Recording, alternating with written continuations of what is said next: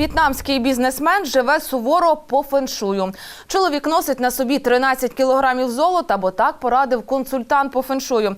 36-річний підприємець, власник модного караоке у Хошиміні, не знімає масивні прикраси.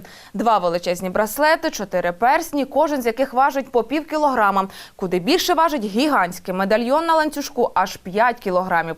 Молодий бізнесмен змирився із дискомфортом, він навіть звертався до лікаря через біль у шиї.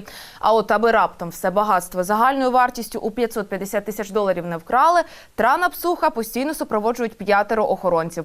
Та на такій кількості прикрас в'єтнамець зупинятися не буде. Він планує найближчим часом купити золотого капелюха та сорочку. Все заради того, аби ще більше розбагатіти.